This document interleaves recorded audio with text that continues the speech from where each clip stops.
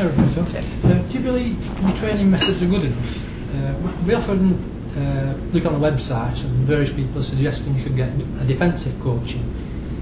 What do you think about that? No, obviously I've got huge belief in our training method. And obviously that's not me saying it. Nowadays it's very, very easy to measure 98% of the aspects of the game. If you want to go to the physical aspects, you can go down to from sprints to number sprints to high intensity distance to every single aspect, and we are the 6th best team in the Premier League.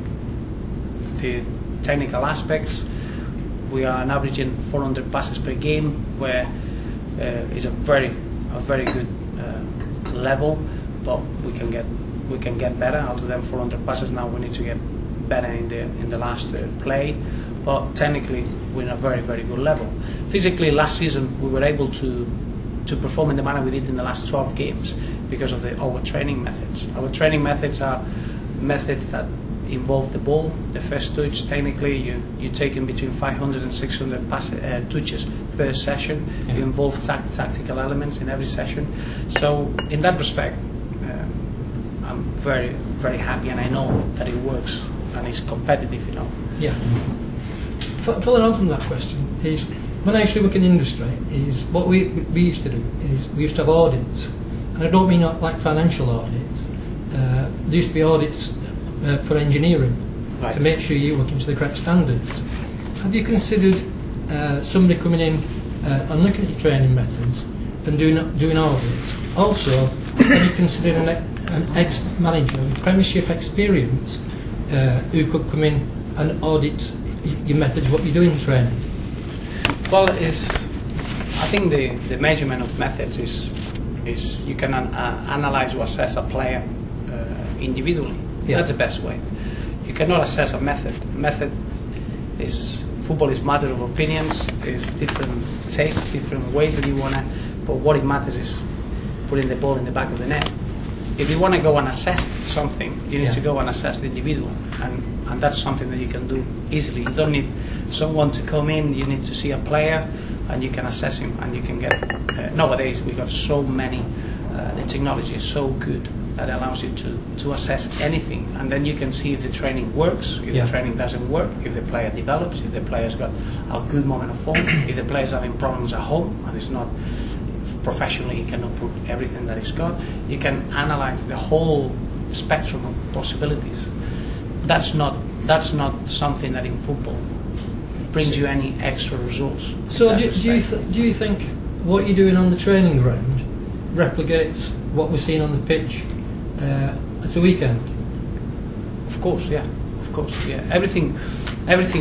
But it's not just the training ground. The way you understand each other, the way you get the whole group together, the way you understand what it means to play for Wigan Athletic is more than just a physical, technical, and tactical aspect. You could talk that probably the reason why we didn't get the result at Wolves was the mental aspect of the game. In many ways, when Uro Yeager missed that chance, it's the first time I've seen 10 players of Wigan putting their hands in their heads when we are 0-0 away from home, and we perform with the luggage of having 7 defeats on our shoulders. And that's something that we need to correct. How you correct that is you've got two options. One, bring in a mental coach and work on the mental side, or relying on our fans, because the support that we had at Molineux from the Latics fans was fantastic. And when we go into the next game against Blackburn, we have to play that game, solely that game. Forget about that we got 8 defeats behind us, and forget that we missed chances, forget all the negative aspects. This squad is the best squad we had in the last 3 years. And I'm not concerned about having 8 defeats. I'm concerned about the lack of points. I know that we played well enough and we had enough chances to have more points. And that's where we need to... the players, the staff, everyone at the club needs the fans more than ever. Yeah. Well, I'll ask you a separate question about that later when I come round again. But just finishing off on the training side, is what I can't understand is I go down and actually watch the training. I see the players when you're striking in front of goal and there's only the goalie to beat, I see the ball flying over the net, not even on target, and quite a good percentage of those are on target. Then if we come to a match day and we look at the players warming up, if you're in the south stand, you need an hard hat, because so many are missed. So what I'm trying to get at is, and that was my question to you before, is what criteria do you set as regards how many shots you get on target? Well, shots on target in a training session, they'll take you nowhere, because Well, I know, but it could be a keeper having a shot on target, and you're not going to get that in games. I think you need to realise that there are many aspects in training that they are match related, and there are other aspects that they are just for the individuals to improve. You cannot relate the shot that you have in training with the shot that you get in match situations. no, there's a different pressure, I understand. And you would never ever. That's like the big debate: should you practice penalties in a training ground before a cup competition? The reality is that you can practice the skill, but you'll never practice the moment that you have to score a penalty to get through, and that's an emotional side. And again, I'm referring to the mental aspect. That is a big difference.